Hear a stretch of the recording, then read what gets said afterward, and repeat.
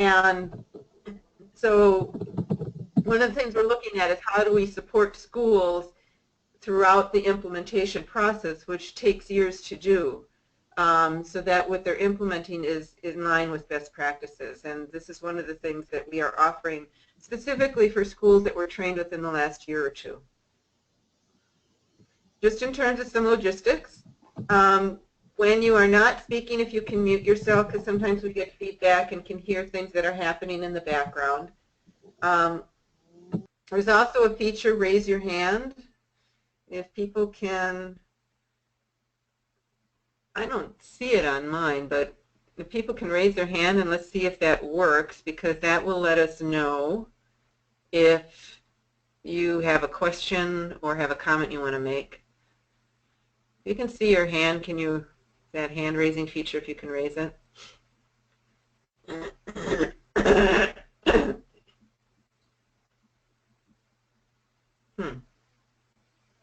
So they are raising their hands. Oh, okay. I don't see it on mine, but that's okay. And if you look at the PowerPoint, it shows where the raise your hand button is on the control panel. Okay. There are materials. We have the PowerPoint listed under materials, and there's also a place where you can chat, which I think everyone has found. So just in terms of etiquette, we are going to be specifically focusing on data. So if you could please keep your comments to that. If there are things afterwards, Stephanie and I can stay on the call to answer any pressing questions that you might have. Please participate. This is a really boring thing if it's just me and Stephanie. As entertaining as we are, it really helps that this is meant to be a discussion and a networking session. Please respect the purpose of the call and follow the hand raising and muting procedures. So today we're going to talk about data. On the 13th, we have another session scheduled from 12:30 to 1:15, and that has to do with professional development for teachers and families. On the 28th, we'll be discussing check-in, check-out. On the 28th of April, we'll be discussing SAG and some of the other interventions. And on May 23rd, we'll be talking about the FBA and BIP.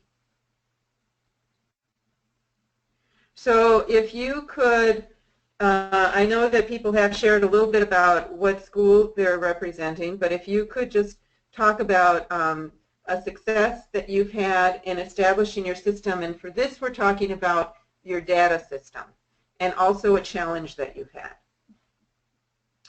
Why don't I call a name? So Anne, Anne, maybe you can start typing that in the chat box, and I'm going to turn to Jennifer.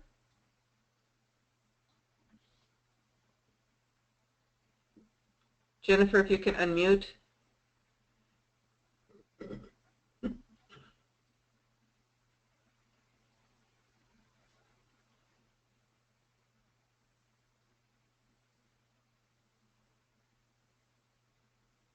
Oh, you don't have a mic either, Jennifer. Maybe if you could, Jennifer and Anne, if you can print that in the chat box.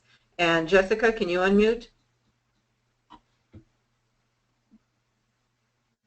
Yes, hi.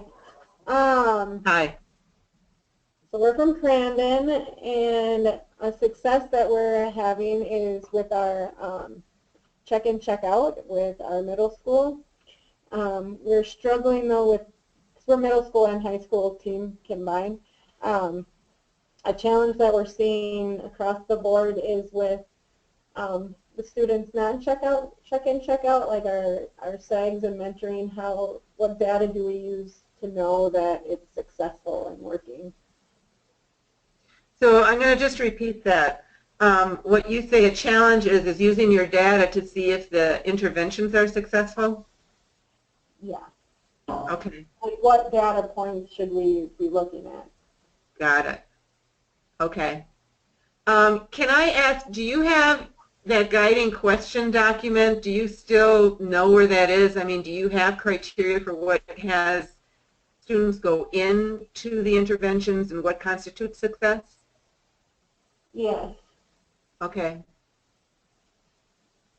Okay, so when we move into, I want to hear a little bit more from other people, so don't leave the call without some ideas in terms of how to address that. I think I need to know a little bit more about what the challenge is, but we can tease that out later in the call.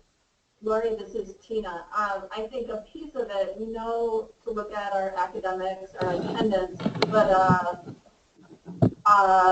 effective, efficient way to do that on a regular weekly basis. Okay, so it's a matter of scheduling when it is that you look to see?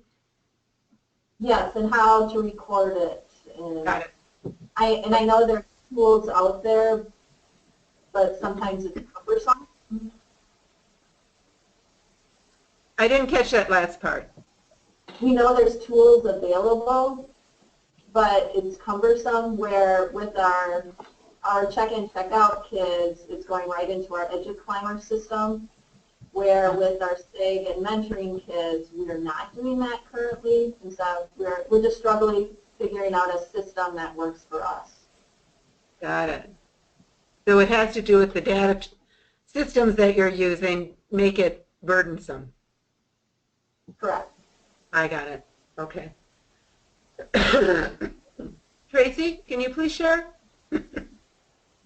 Yep, sure. So we have also seen a lot of success with check-in, check-out at the Tier 2 level.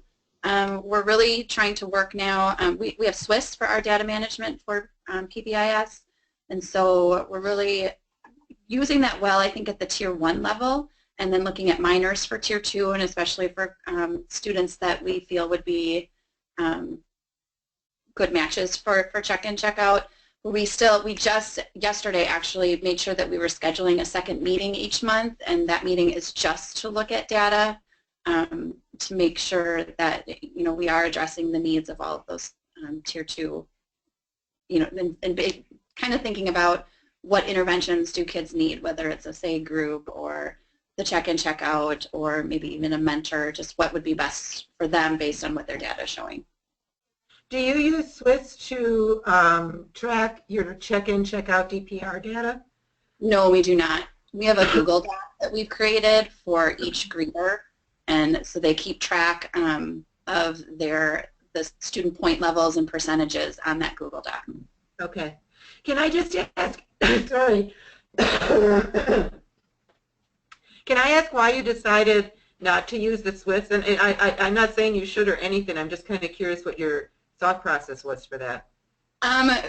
There really isn't a reason why. We looked at trying to pilot it and getting like a trial session and haven't been able to do that with them. So I don't want to purchase something for the building without having an idea of what it's going to look like and how helpful it will be for us. I have a question. Yeah. Tracy, would it be helpful for you to see someone else's Swiss, like to be able to get on and someone show you what it looks like? Yeah, that would be very helpful. Okay. We might not be able to do that today, but we can do that. Okay. It's interesting because one of the other schools yesterday is using Swiss to track check-in, check-out, and they were having a difficult time because you could only have 6 periods on your DPR, and they wanted to add some non-academic ones. So they're actually ending up using Swiss for the academic check-in, check-out, and they're going to be using a spreadsheet for the non-academic. Whitnell, who is behind you. Most of our check-in, check-out students there's academic pieces to it, but most of them are behavioral. And so I'm not sure if that would work for us then. And we currently have 7 sections on our DPR. So, Lori, I'm wondering if you can add, Ann said they use Swiss for Tier 1 and Tier 2, that they have 10 periods on their DPR in Swiss check-in, check-out. So I know you can add more. Interesting. Okay. Yeah. I'm not that familiar with Swiss because none of my schools use it.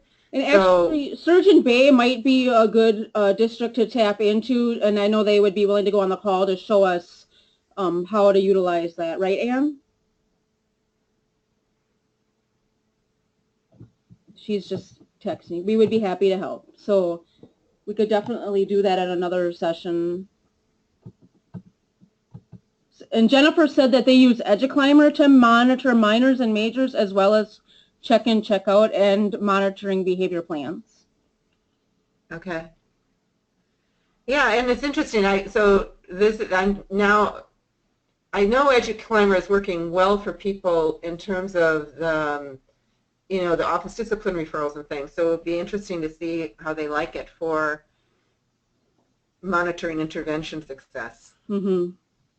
And Anne added that they use the Google spreadsheet to monitor minors. Okay.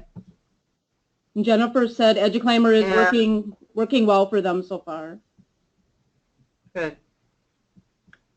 And I see Anne said that they're having success with students on check-in, check-out. With a few students, they had to individualize and add incentives, and one young man who is not responding and transitioned back to a classroom-based system, and he's responding well. So that's cool. 10 periods. Okay. Well, I'm wondering. Okay. Very good. So I'm going to launch. Did we get everybody? Ahead. Did we get everybody? I think so. Do we have someone else? Yeah. I'm just making sure. So I have a Kahoot here. If people could please sign in to kahootit.org. And hold on a minute. I have this already up. Sign this.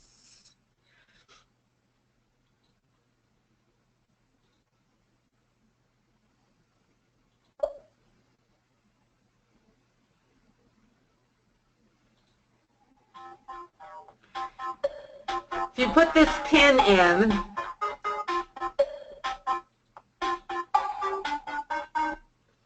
so if I mute, can you still hear me? Stephanie, can you hear me? Sorry, I was muted. Yes, we can. We can hear you and not the music. So.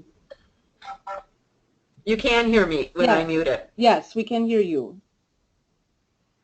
I can hear you, Brandon. That music is annoying to me. Yes, you can hear me. I can't tell. Yes. Can you hear me? Yes. I'm not hearing anyone.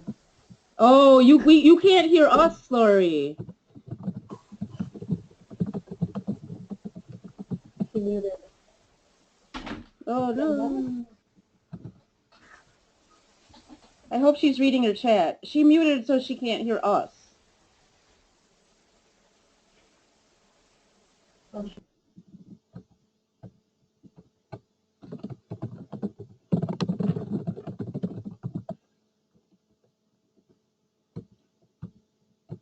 Sorry, everyone. We'll get there. Got it. I can't hear you. Okay. Okay.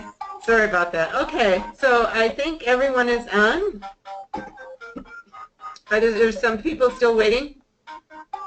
Because I think we have multiple people in some locations. I think you can go ahead. Okay.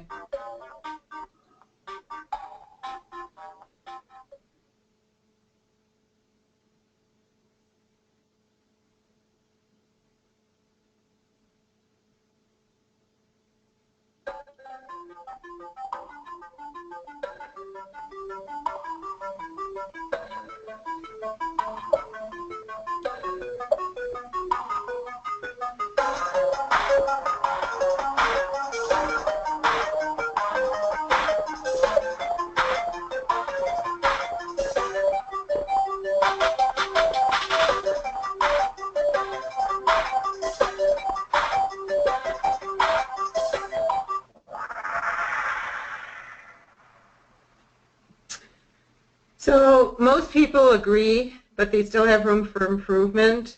And one person said they missed more than they hit. I think there were 4 people. Did someone not get a chance to respond? It takes a while to get used to if you're not used to Kahoot.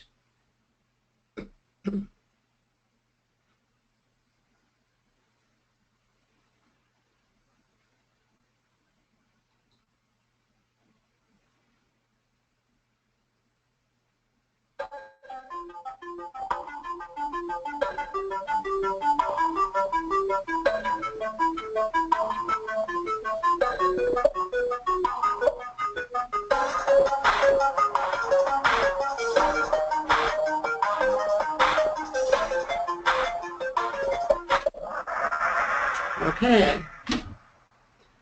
So pretty much everyone is agree, yes for some interventions, no for others. So I'm going to do the next question.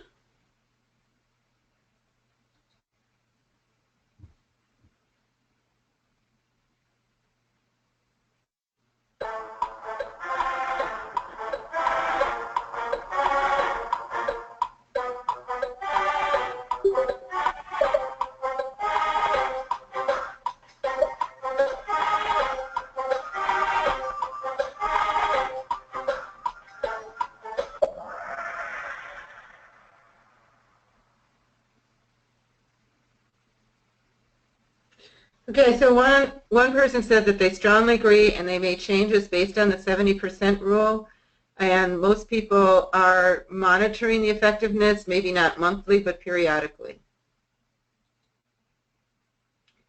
So thank you for participating in that.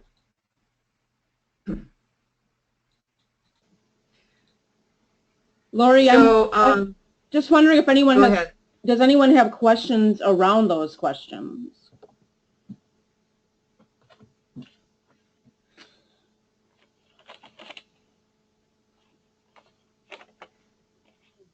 Yeah, I think we can continue. I am curious about, I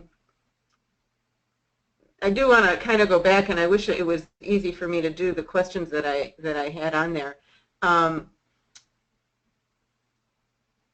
But regarding the progress monitoring, no, I'm sorry, the one with the looking at the interventions and are they successful. One person said that they made changes. Can someone please share how that worked for them?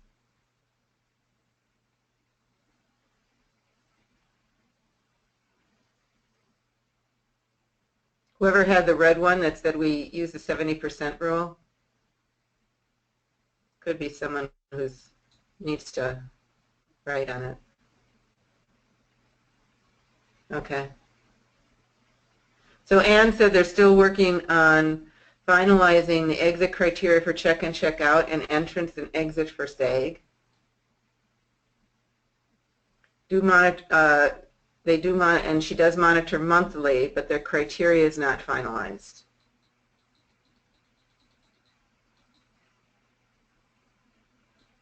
Okay. I'm curious as to, I want to wait to see if someone can respond to whoever said that they did make changes based on the 70% criteria rule. I'm curious as to what the story was for that.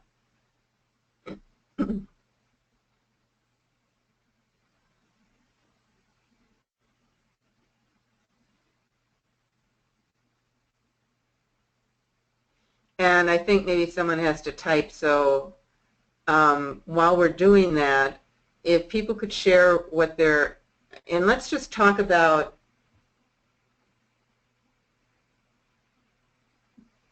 if you can share what your entrance and criteria and exit criteria are for the different interventions that you have. I'm kind of curious as to what the difference is between your entrance and exit criteria for check and check out versus SAG, or if you have a different intervention. Can I start with Jessica?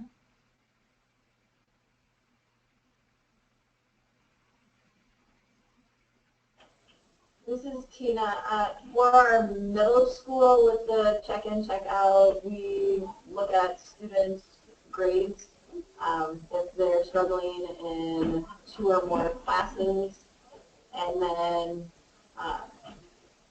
the students who have check-in, check-out right now are students who are struggling academically more than with behavior. And we have found more success by using it in that way.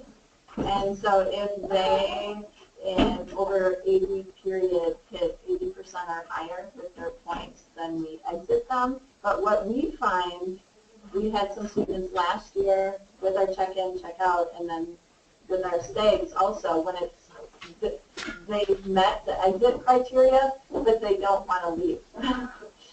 So support, and so we've honored that and let them stay and check in, check out, and kind of have weaned them from the SAG.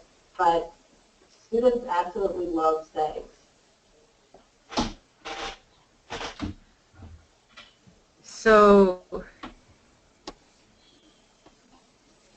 I heard part of that. Part of it was hard for me to hear, though. What I did hear was that some students do not want to leave once they meet criteria. Correct. They like that support, that extra attention, and so sometimes that becomes difficult because we know we have other students that need to be in SAGs. It's less with the check-in, check-out, more with the surrounding the SAGs.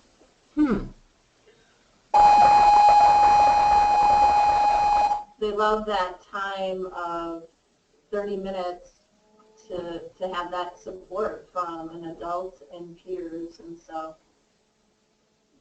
And our SAGs, I think, especially at the high school level, have been more intensive SAGs. So we're not talking about hallway behavior or cell phone misuse. We're talking heavy-duty family trauma type issues. Yep. Got it. So one thing that I do want to say about those more intensive SAGs is, in terms of exit and entry criteria, it's not the same time frame. And so when you get to the intensive part, you're probably looking at a student that needs probably to meet even more often than a week and for a longer period of time. So that's something that you build into your exit criteria. And I think, like, especially, and I don't know if you're trained, is the high school doing Tier 3? No, we plan to start moving in that direction this school year. Okay. So, and Stephanie, you can jump in here, but I think when you're looking at some of those, especially if you're looking at kids that have a lot going on in their family and they're seeing it as more of a support, what you're working on is trying to build other places where they can have resources, and this moves a little bit more into Tier 3.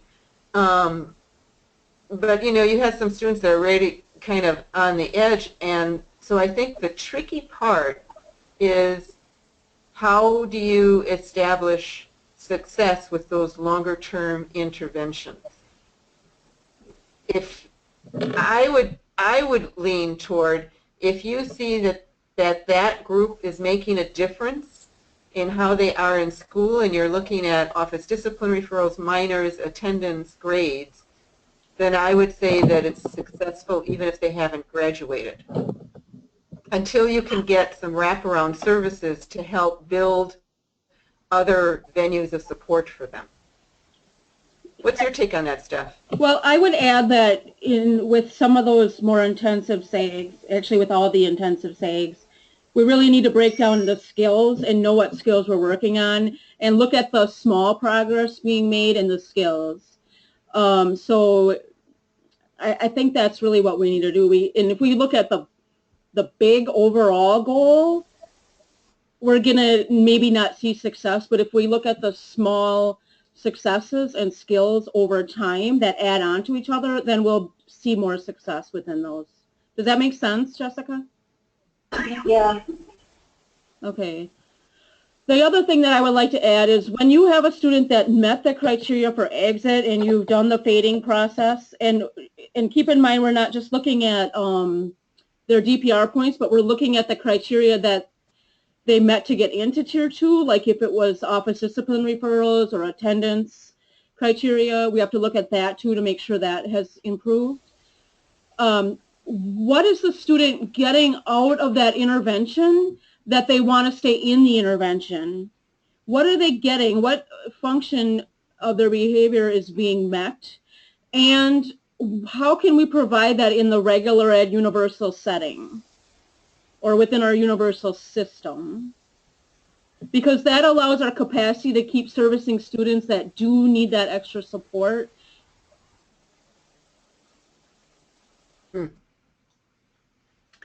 Do you have an example of that, Stephanie? Well, I often hear about this in terms of attention. The student is wanting adult attention, and that meets their need. So maybe that's the classroom teacher or a team, if you're talking about the middle school level, or whoever the teachers are at the high school level, know that that student needs 10 to 1, 10 positives for every 1 correction, for example. Or maybe that, I don't know, it would have to really depend on the student and what the student is looking for by that receiving that intervention. Yeah, I do want to say that I know that there are some, I've heard in some instances where a student, especially for check-in, check-out, maybe not for SAG, would support a new student, and maybe they would only have, they're completing their DPI by themselves, and maybe they're only checking in on a weekly basis, but there's some things that you can do to alter it so that it doesn't take as many resources from you. Tracy, can you share your exit and entrance criteria? Sure, I'm going to have our internal coach share that. Okay. Hello. We use our SWIFT data, so they have to have at least 2 majors and or 5 or more minors. They also have to have teacher data from the grade level meetings. So our teachers have to be documenting their grade level meeting prior to being considered. And then they also, then the Tier 2 team has a conversation at our meeting around that student. And then we also consider attendance, tardies, or work completion. And then the intervention will last 6 to 9 weeks. We have pretty basic exit criteria right now, and that's something that we're working on editing. So right now we just have that the students will self-assess after 3 weeks of successfully making their goal, which is 80%. Students exit after the student and teacher agree 80% of the time. And then the student self-monitors. I'm sorry, what was that last part? The student? Self-monitors, and then they can mentor incoming check-in, check-out students. So we have not started that. So those are exceptionally clear criteria. I just want to commend you. Those are, I know exactly what you're talking about. It's really well thought out. Yeah, very good. So one of the nice thing about what you have, it's very clear, and because it's so clear, when you begin rolling this out more, and I know you're just starting, you've only probably done it about a half a year, you can begin to see and adjust the criteria if you feel that maybe there's some students that you could begin catching sooner than 2 office discipline referrals. I know that's what nationally, that's generally what it is. You know, once you get to 2, that's when that triggers the red flag to be considered for check-in, check-out. But I also know that as schools improve how they do universal, sometimes what happens is they just don't have that many office discipline referrals. And so, and this may or may not be the case for you. I'm just saying that at some point what you might want to do is say, okay, well, it's this, or, and you do have that. You have the office discipline referrals, or you have 5 minors, so that kind of helps with that. But again, because yours are so clear, when you look to see if the intervention is successful or you hear from teachers, hey, I want this student on, you can begin to look at your criteria to see if you want to adjust it or not. But you have a really sound foundation to be able to do that from, which is really important. Otherwise, it's just objective. Thank you. We have noticed that we're in year 3 of Tier 1 and that it's really solidly in place now, and we've noticed our majors have continued to go down. The teachers are starting to track their minors more, so our minors are going up, which we actually want to see. That means that they're buying into what needs to be done at the Tier 2 level and documenting incidents in the classroom. Yeah, that's outstanding. Good for you. Let me see. Stephanie, do you see anything in the chat box in terms of criteria from Jennifer or from Ann? I don't think so. Nothing that I haven't said. Okay. Okay. Jennifer and Ann, if you can just kind of put in what you use as your entrance criteria and exit criteria. It could be for check and check out. It could be for SAG. If there's one that you are, I guess the other thing I have is what questions do you have around entrance and exit criteria? Because it looked like there were some people that had it for one system and they were still working on what that criteria would be for another system. So I'm curious about what the challenges are, why it's difficult to come up with. So Jennifer said grade level discussions, RtI discussion, as well as educlaimer minors and majors. Jennifer, do you have like a certain number of minors or majors within a certain period of time?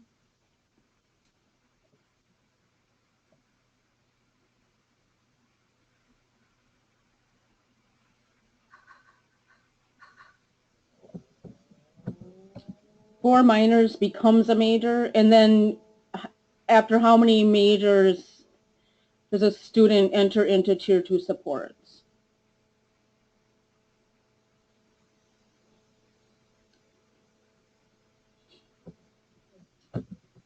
Two majors could be, and that's minors of the same behavior turn into a major, or any minors, 4 minors turn into a major.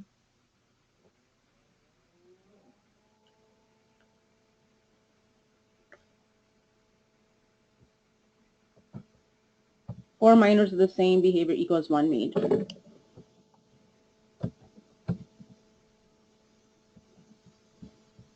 So I want to talk a little bit about the entrance criteria for SAG.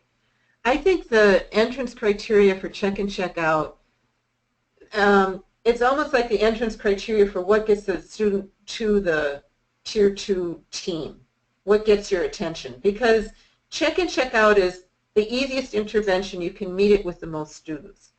So it's probably the easiest to have really clear-cut entrance and exit criteria. When you get to SAG, theoretically, it's, oh, the student is not being successful with check and check out, and it has to do with playground behavior, and so we're going to do a SAG for playground behavior. The difficulty is, as I work with schools, I haven't found that it ever shakes out that clearly. And I keep going back to what I heard Lucille Ebert say when she was talking about this, is one of the things you can do with SAG is ask the, number one, you can look at your minors, or even your office discipline referrals, but I think minors are more, they might give you a fuller picture.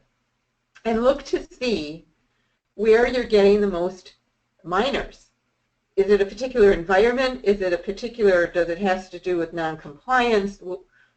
Is it fighting? What is it? And that would be an area that you can, or otherwise you can also look at the students that are your higher flyers and look to see what it is that trips them up. And from there, you should be able to get a sense of where you need a SAG group. So it was very interesting yesterday in the Tier 2 training. There were 3 schools that picked a kindergarten or first grader. And in each case, those kids had a hard time when an adult said no to them. Now, if you have, my guess is if 3 schools had the same problem with kids that age, that might be an indication that maybe you can do a SAY group around how do you handle no for your primary kids. Depending on the environment in which they come, maybe their parents don't have a lot of really set limits. When they get to elementary school and the teacher wants them to do something a particular way, they're not used to adjusting to that. And so that might be an area, number one, that you do with all of the kindergarten students, but there will probably be some that will need a little bit more reinforcement. And how do you determine which ones need more reinforcement? Hopefully that shows up on the minors, but I think you may also listen to, and someone said, you know, what comes up in grade level meetings. What are the teachers saying? Stephanie, do you want to add anything to that? No, I don't, not specifically. No, I don't think so. I will read some comments in the chat box. Anne said entrance for check and check out is 3 office discipline referrals in 2 weeks. And they have where 3 minors becomes a major. They also use team level discussions about minor patterns. Exit criteria are being developed to include weaning to self-reporting and then verbal check-in and out. SAG entrance is usually minor data, and when check-in, check-out is not intensive enough. And Jennifer added that, and I think we've all seen this, I have also noticed that with the SAG groups, that students who are having the same behaviors don't always do well in group together. Yes, okay, so there's actually research on that one. And it depends on what the topic of the SAG group is. If you have, for instance, that it's a basic SAG and what you're doing is reviewing the procedures for the playground or for the cafeteria, I think that is basically offering kids more time to practice what those are and making sure that they understand, hey, we really expect you to behave this way when you're walking in the halls and when you're on the playground and when you're on the bus. When you get to some of the more complex SAG groups that are looking at some of the social emotional skills, there is research that says if you have 5 kids that have poor skills like that, they end up learning more bad skills unless you have some good role models in there. So it might make sense to include some kids that do have some of those skills when you set up your groups. That might be someone who graduated from check and check out who you think, you know, they still want some more attention and this gives them that opportunity. So I think that's an important piece. I do want to add to what I said before that you still do need entrance criteria for SAG. It will look different than it does for check and check out, but it's important that you're very clear and the teachers are very clear on what constitutes success. Because if if it's playground, okay, they don't have another office discipline referral on playground, that's fine. But some of these are a little bit more, you know, maybe they use their words instead of having a tantrum. I mean, what constitutes success? So that you know how to count it if what is happening in those groups is successful.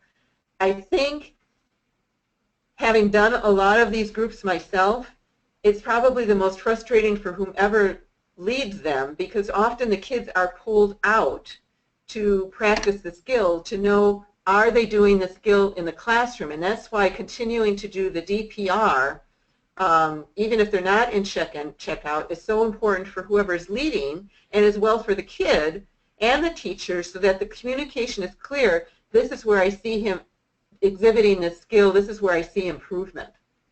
And I think that's really, really helpful in knowing when to end the sessions. Can people please chime in on this, what your thoughts are with that?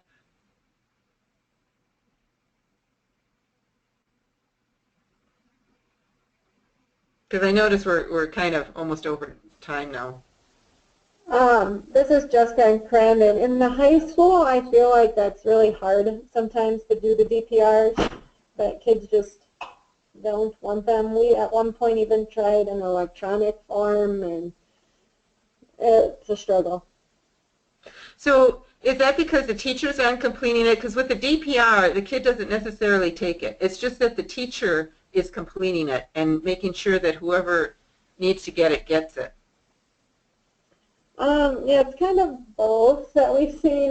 It's been a few years since we did that because it wasn't working, and we haven't really revisited it. But yeah, it was. You know, it's hard to remind them, and we at one point even, I think, had it set up so that they would get an email, like that it would go out at a certain time, and then we just weren't getting them back. So there's two aspects to that. One is the student getting the feedback. At high school, it's easy because it would be at the end of every hour or period. And then that's separate than the actual data collection, the progress monitoring, which could easily be done on like a Google Doc, for a student Google Doc that's shared with all staff, or that the student has. And then after each class period, a number is put into the Google Doc for that period and that day. But the feedback is the critical component around generalizing and the skills taught in SAG, and if they're not in SAG, or if they are in SAG, either way, to learn to self-monitor. I think also it has to do, does the student see the benefit of getting that feedback? And that, I think, has to do with what's happening when they're in the group. If there's some kind of ownership, and if there's some kind of goal setting in terms of how this should show up, with the expectation that, look, we're doing this so that there's certain things that are happening in the classroom that can't happen.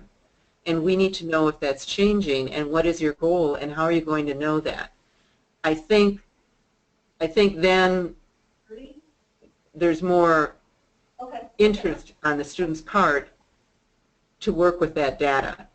But again, that takes the teacher being willing to complete it and verbally tell the student how they're doing, but maybe not bypass the form and just put it on a Google Doc. Right.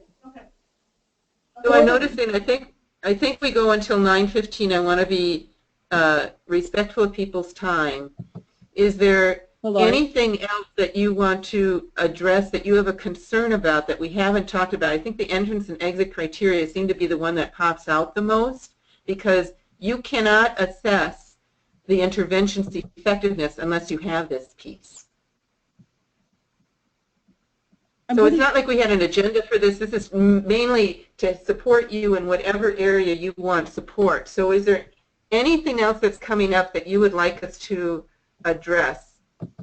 Lori? To support data, yes? We have scheduled till 9:30, if you remember, that we set it. Oh, okay. So I know progress monitoring came up earlier in the conversation, and I just wanted to touch base on that. So, and the conversation with Jessica reminded me of this. Bye, Ann. See you next time. That really the question is, how are we monitoring the progress of the student in the intervention? So if that's not a DPR, what is that? And it doesn't have to necessarily be a daily progress report. The benefit of the DPR is that it's written, it reminds us to give feedback, and it's pretty permanent because it's there, and you can get an average percentage of points, daily percentage of points. So if we're not using that to progress monitor, what are we using to progress monitor? Does anyone have any examples?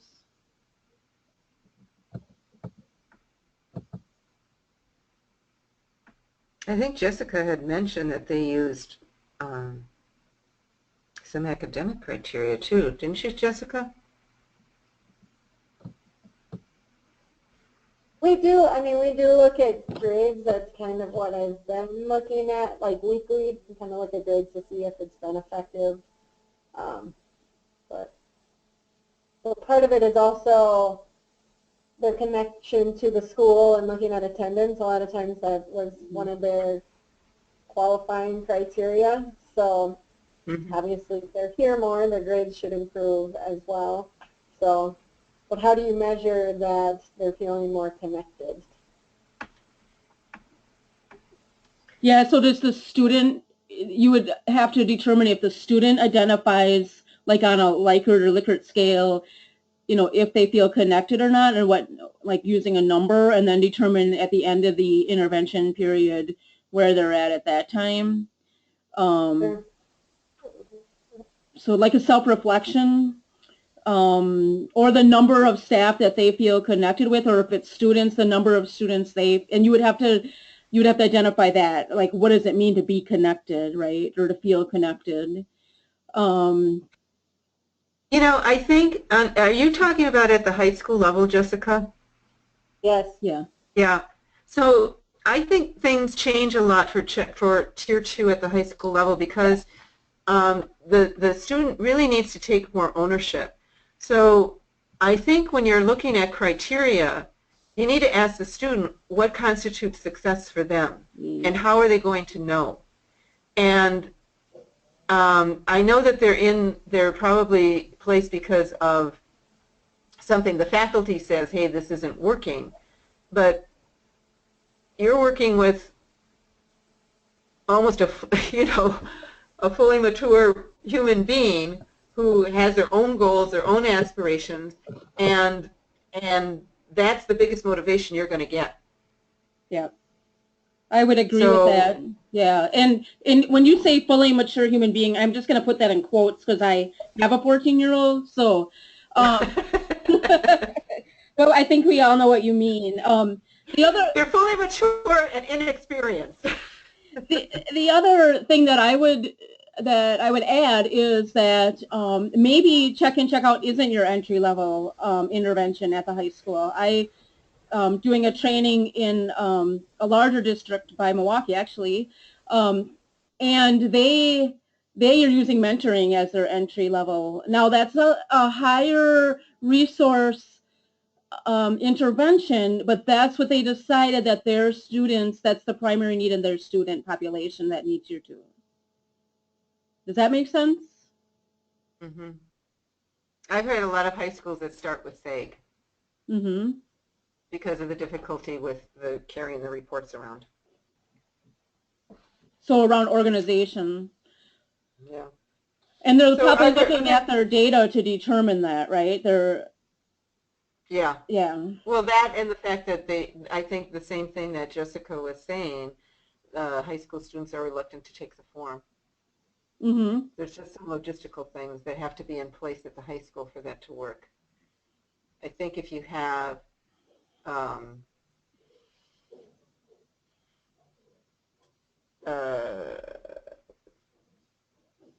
academic seminars, you have a structure to support it. Mm-hmm. I think without that, it's very difficult. Jessica, that is a question that I had. Have you looked into academic seminar or using academic seminar at the high school level? No. Like, so that's kind of with freshmen entering, right? And the transition? It can be. I know of some schools that use it beyond high school, or freshmen, sorry. Okay. Yeah. I know we talked that we would like to do more with that transition, but nothing in place yet. Yeah, I think it might make sense for you guys knowing a little bit about where you're at with your implementation in the district to dig deeper into the academic seminar at the high school level. Okay. And maybe getting some specific TA from Jennifer and Dave around that. Okay. Yeah. Okay. One thing we know, and I don't know when the high school is Tier 2 trained, but we can't do the same thing at the elementary and even the middle that we do at the high school. We can't do the same thing at the high school that we do at elementary and middle. Right.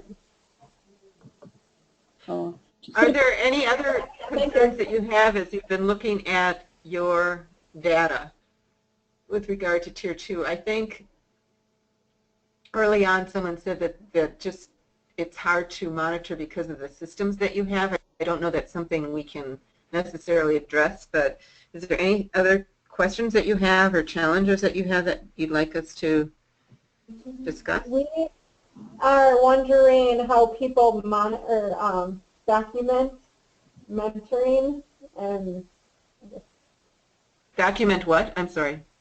mentoring. Ah, okay, good. Do you mean in Well- terms of progress monitoring? Yeah. Yes. Okay. So this is a difficult one, and these are some of the things that I have heard. Number one is, do they show up to the session with the mentor? Because don't forget, you're talking about students who are really disconnected to the school. Mm-hmm. So part of this is what your entrance criteria is for mentoring. Mm-hmm. But one of them is, do they show up to the appointment? Maybe attendance might be one. You can also do surveys, you know, just little mini surveys to, like Stephanie had mentioned before, you know, just like on a scale of 1 to 5 or whatever.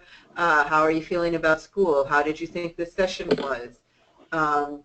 Finding out maybe if they are connecting with someone else in the building might be one of the things that you're looking at. But that mentoring piece is harder because they're not necessarily interested in check and check out, although you could use the DPR.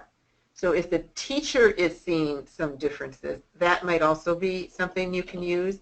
It's a lot softer data than it is for some of the other things because you're talking about relationship. Any thoughts you have on that, Steph? I agree with everything you said. The other aspect that I would add is that it really has to be, especially at the middle and high school level, more of a student self-reflection. So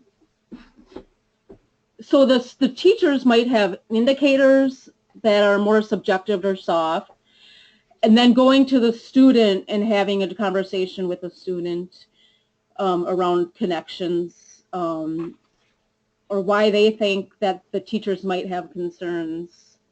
And sometimes what's concerning to a teacher or a staff member is not a concern to the student. And I had this quite a bit. Like, so-and-so sits by themselves at lunch. Some people need downtime. And that might be a concern to somebody, but it might not be to the student. I don't know. Has anyone else on the call done mentoring? How have you, I'm curious how other people are measuring it, progress monitoring it.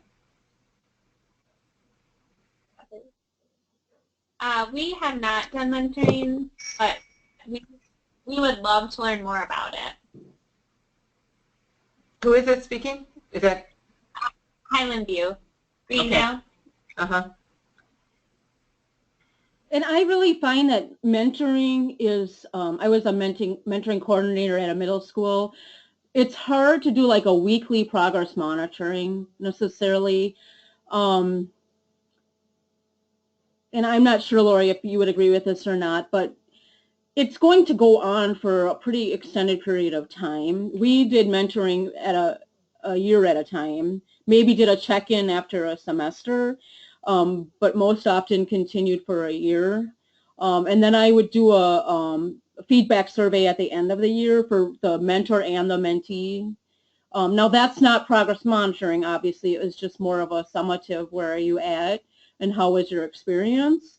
But it is going to be softer data, and you might have students rate themselves throughout the day, maybe 3 times throughout the day on a specific area that, if it's connections or feeling connected to your school environment, or maybe it's once a day at the end of the day. Yeah, the tricky thing about the mentoring is it's not goal. It doesn't include academic or school goals. The whole point of it is to establish relationship. So the student is meeting with someone to talk about things not necessarily school related, Yeah. because again, what you've identified is a student who just is really disconnected from adults and from students and from the school. And so that is the whole purpose of the mentoring. It isn't so that they necessarily have fewer incident referrals, complete more homework, even though down the road that's what you want. The short-term goal is just that they feel connected and have someone to talk to so that you can get buy-in for the educational process. So the mentor isn't necessarily saying, okay, well now what's your goal for, you know, getting along with other kids? That's not part of the conversation. So it's 9:29, and now I would, you know, to be respectful of everyone's time. So I'll make a note of it to make sure to review some of the things for mentoring with our session that I think it's maybe the April session, I can't remember offhand. And also there's in the slides on the PowerPoint at the end of day 2 to kind of review some of the pieces for mentoring is in there too. And feel free to connect with me and call me or Emily if you want more information on that and just to talk through it. I'd be glad to do that for you. Okay, thank you. Thanks. Okay. Have a good day. Yep. Bye-bye. Yeah. Bye.